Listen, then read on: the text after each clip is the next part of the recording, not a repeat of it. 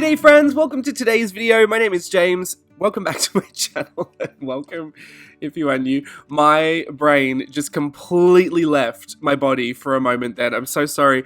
I've been saying that intro for quite a while now. I felt like it would be second nature, but apparently I still need to think. Alright, so welcome to today's video. It is going to be a bit of a journal with me. A bit of a journal play session, I guess you could say. I pulled out my Vogue Japan the other day, and I wanted to sketch out a few things that I just found I could take inspiration from. Now, inspiration in the loosest form, I guess not even, that's exactly what inspiration is, right? You're just inspired to use it in some way, but sometimes I will go for direct reference if I'm trying to practice something or like get better at a skill. But sometimes I just prefer to work with inspiration. In fact, a lot of the time I prefer to work with that because I don't mind how it interprets, once it's finished. Maybe there was some color palette that I liked and I could just use that. Maybe there was just, it was just the way an eye was shaped or the pose that, a model in a magazine is making. All of those inspirations, I like to just loosely use those when I feel like working with inspiration, because if I get too rigid with myself and say, this has to be a carbon copy or this has to completely look like how it looks like in the magazine or the reference image, I find that quite a stifling process when I'm just wanting to play. There are obviously times when that comes in handy. Do you know what I mean? Like if you're doing some kind of actual commissioned work or you're doing some design work for something or something that's actually got an expectation placed upon it, then that's when I would kind of start putting those restrictions on myself and say, it has to be the right proportion, or it has to, the colors have to really match closely because it's going to make for a better print at the end of it. There are certain guidelines I'll give myself when I am trying to produce a certain product or quality of product for some specific reason. Wow, that's a lot to say. But playtime is what I'm most interested in, and in playtime, I try not to give myself any of those parameters. If I am inspired by something like this page you're seeing on the screen here, I just liked that her hair was that, and I liked the little green eyeshadow. I liked the upturned look of her face, but even then, as I went through it, I felt like I didn't actually capture that the best. And as is with most of the things in this video, I end up doing a full page of these little thumbnail sketches, illustrations, little paintings, whatever you want to call it. I had a great time playing with them, but a lot of them don't look they don't look like the best representation of what I was seeing on that page. Either the skew is off, the proportions are off, the colors are off, if you were looking to make a direct copy, I did a bad job. Do you know what I mean? I could say that much because they don't look exactly like they do on the page. But this is where I like to bring in the influences, bring in the references, and play with them, because I think as long as I'm using what I like about it, in that image I liked the green eyeshadow, I liked the hair, and I liked the kind of upturned face. So as long as that kind of shows through in the final piece, I consider that successful. Even though it might not look like the best image, it might not look like the most clean drawing or, the most aesthetically pleasing set of proportions going on a face, maybe there is a problem with the skew or the perspective. I find that in my playtime, I actually just like if I have taken the inspiration and it shows up on the page. It doesn't really much matter a lot of the time how it shows up, even if it shows up in a really messy kind of chaotic way. That's just kind of what I like, because that's what I consider, doing a good job of actually just working with the inspiration. Sometimes you can be completely inspired by something and it doesn't show up at all. Maybe the visual, it doesn't match, your inspiration image, the source image. I could be drawing that shoe. Maybe it didn't look like that shoe at the end at all. For that, I actually just really like the shape. And I like the idea of this big foot coming down from the top of the page.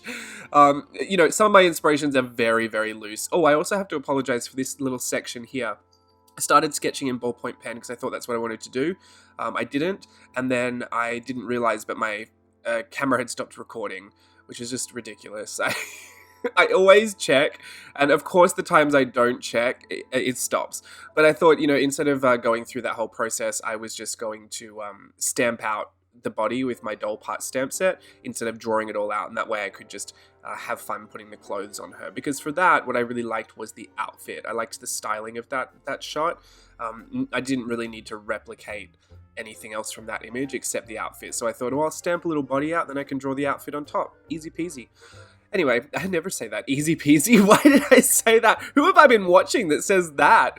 Anyway, that's what I'm going for. This magazine is Vogue Japan. I got this when I went to Japan in April, and I haven't used it as inspiration yet. I was saving it for my Japan course, and I was going to do a whole art journaling thing, but I decided not to do that because I just wanted to focus on the travel journal aspect. But I still have the magazine, and I actually really, really love it, so I thought it'd be great to crack it out and have a bit of a play. I do put all these images all over the page, and I consider that, you know, my little thumbnail collection of inspiration from this magazine. But then I do go and write all over it as well. Like, and I was actually documenting a day that I had at the Anaheim Fall Festival. So it has nothing to do with the actual imagery that I created today.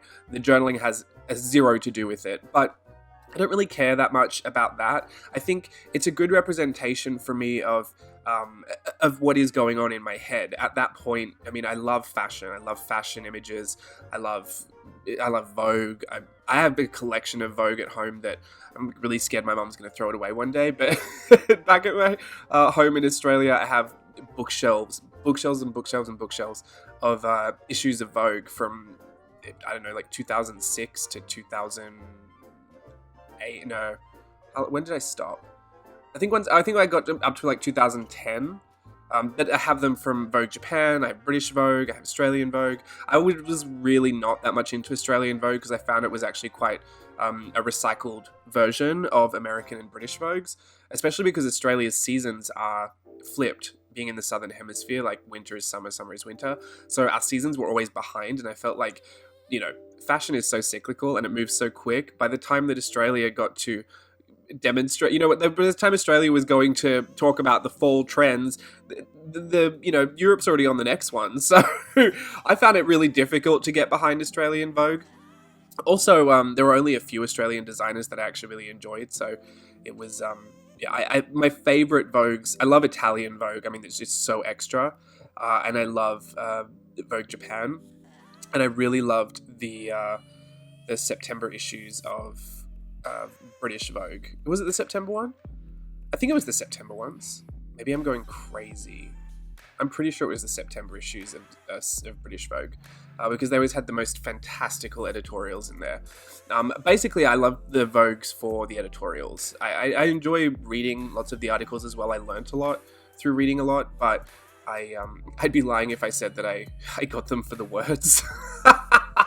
It's more visual, and the more ads the better, because to be honest, I love the editorials, but I also love the ad campaigns. I think those are just as iconic fashion imagery to work with and inspiration to work with. So it's like the only place I'm not mad to see ads. I love seeing the ads. My favorite ads campaigns are usually from Prada and Louis Vuitton.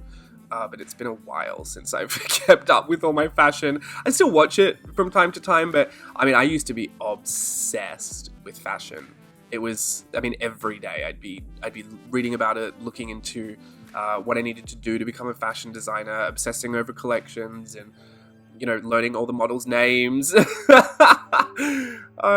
was a long time that I had that passion for fashion. Ultimately, it did kind of fizzle out once I became a dancer, only because I think I lost the competitive edge for fashion. I know I've mentioned this before, but and I always thought, it could be like I could go back to that. You know, once I'm finished dancing, I could go and be a fashion designer. But it's really not the kind of career I think you choose as, like, you know, a slow-paced backup. If anything, it's like you've got to be really ready to jump yourself into that world, because it's its own culture, and I think it just moves way too quickly for me. And it's why I think I love art journaling now, and that this ties into what I do as a job and as a career now, because I do get to still explore everything I love about it, but I don't have to be in it. Do you know what I mean? Like, I can journal about it. I can make products, you know, like doll part stamp sets that I can play with as fashion dolls. Like, I can do all the things I loved about fashion illustration, but not actually have to sit down and draft a pattern and make it at the end. But even then, sometimes I do like to do that, and that's when we did She Leapt Off the Page. I think that is kind of how it all ties back together. I don't have to, you know, leave that in the past. I can keep carrying that forward and just take the best bits of it for me. I mean, not the best bits. There's still a tiny part of me that thinks maybe I should have been a fashion designer. Maybe like what would have been if I had done that? Would I have had much success at that? At the same time, that's a fleeting thought and it doesn't come around very often. It's the same thought I have if what if I actually did go to school for business law? Do you know what I mean? I think about it for 10 seconds and I'm over it. Anyway, so this is pretty much it for all of the illustration that I'm going to do on this page. My favorite is the little, she looks like a doll to me, like a little porcelain doll on the staircase with that huge red pea coat. And I love that illustration the most. The rest of them is a little like hit and miss. Like I said, the reference images that I used, I didn't do a great job replicating those, but I was happy to pull the inspiration from there, and I think the inspiration did show up on the page. So I consider that successful, just not the best.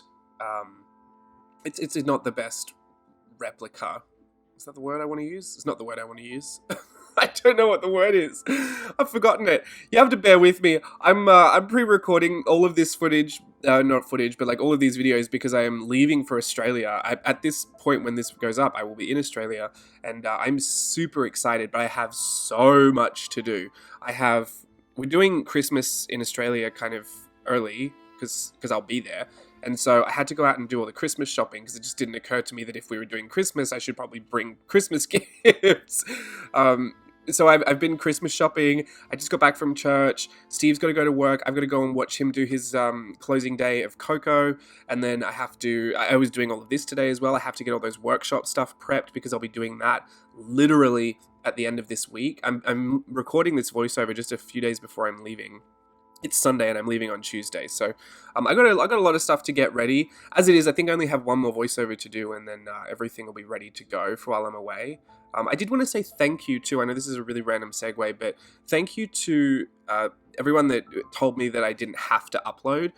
Again, I know I've said this before, but maybe perhaps some people had missed it. I do like to remain committed to the goals that I set for myself, and as a part of my mission to always have content that is accessible for everybody, I really do remain committed to making sure that there is always YouTube content available. And as it were, in October I had extra time, so I could do extra videos, but this year I did dedicate at least one video a week to YouTube and decided to upload those on Fridays. Now, I've had an amazing time doing that as my schedule this year, just because it has allowed me to use my time more effectively on other bigger projects, so we could all experience some better growth within the business. And, you know, if it's growing over here, then I hope it reflects on your end as well. And I do appreciate where that comes from. I guess what I'm trying to say is I do appreciate your intention there and just trying to give me a break, but there is absolutely no excuse, honestly. If a YouTube video, you know, I'm going to do the journaling anyway. I'm going to be drawing, I'm going to be writing, I'm going to be doing all this art journaling. I'm going to be doing it anyway. It really doesn't take a lot of time just to turn the camera on and to edit a quick video together. So I don't want you to go and think that I've sacrificed like weeks and weeks and weeks just to get these videos out to you. The reality is, like, it takes a few hours to do a video. And since this is my full-time job, you would think that, you know, regular people working 9 to 5, that means I should be able to get a few videos done a day. Do you know what I mean? So I do appreciate that, but at the same time, I don't need that. I don't need those allowances. If I really did, I would let you know. You know, if there's any kind of personal thing going on that I needed to take a little bit of a break for. But as it is, I'm going to stick with my schedule and remain committed to that. Also, I thought I did a really good job not giving this away, but apparently someone figured it out like immediately. My special announcement is that in December, we will be having another Merry Mixed Media for 2019, another free course on Teachable for Christmas. We'll have a few lessons in there, and I think it'll be a really great time for us to get back together for Christmas. We had over 1,000 people join last year for Merry Mixed Media, the first one, and I'll be super excited to bring you Merry Mixed Media for 2019. I already have the classes in my head. I'm going to go home and get some footage, because I really want to put some Christmas footage from my home in there as well, just to give you a really personal look at some of that stuff. And yeah, look out in December, because it will be free for everyone and anyone to join, and celebrating my favorite time of year, Christmas. I know I hijacked this voiceover for so many different things, but I hope it was a good video for you. I'll be back again with another video next week about all the current journals I'm using, and then there's a special Tag Tuesday coming as well. So keep your eyes out for those videos, and I will see you again very, very soon. Bye!